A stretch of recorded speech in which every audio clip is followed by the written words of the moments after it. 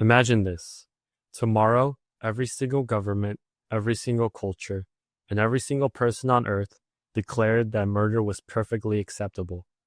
Would murder suddenly become good? Or would it still be wrong no matter what anyone said? That single question decides whether morality is something real or just a human invention.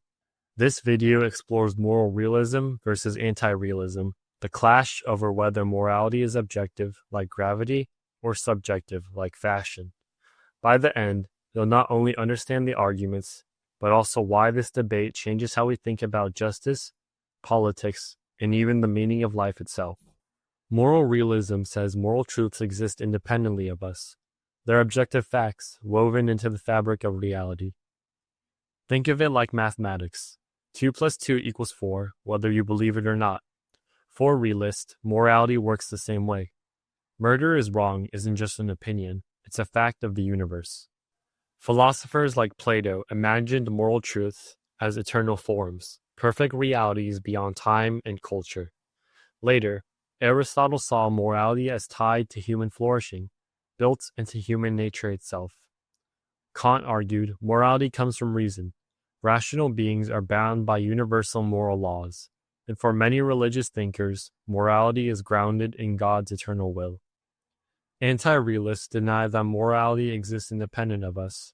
Morality is not like gravity. It's more like fashion, money, or language, things we invent to organize society. When you say stealing is wrong, you're not describing an eternal truth, you're expressing disapproval, emotion, or reporting a social rule.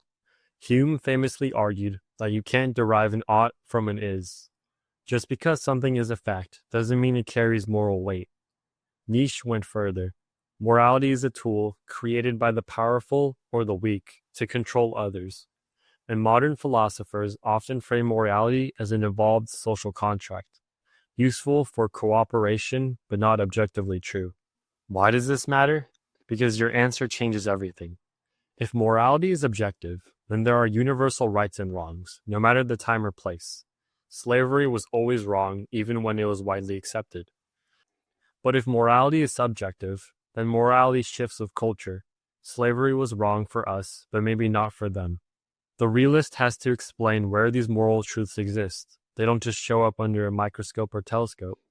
And the anti-realist has to explain why we should care about morality at all if it's just a human invention. If morality is nothing more than preference, then why should anyone listen when you say something is unjust? The most common arguments against realism go like, if morality is objective, why is there so much disagreement across cultures in history? We all agree on math, but we can't agree on morality. Maybe that's because morality isn't out there to be discovered. Also, if moral truths are real, how do we access them? Through reason, intuition, religion? Each answer opens new debates. And common arguments against anti-realism go, but if morality is subjective, it seems to collapse into moral relativism. If a society believes genocide is right, then it's right for them. That conclusion feels disturbing. Without objective morality, how can we defend human rights, equality, or justice? If they're just human inventions, what stops the powerful from rewriting morality however they please? So here's the tension. Are moral truths like planets waiting to be discovered, or like games created only when we invent the rules? If they're discovered, we live in a universe where justice and goodness exist beyond us.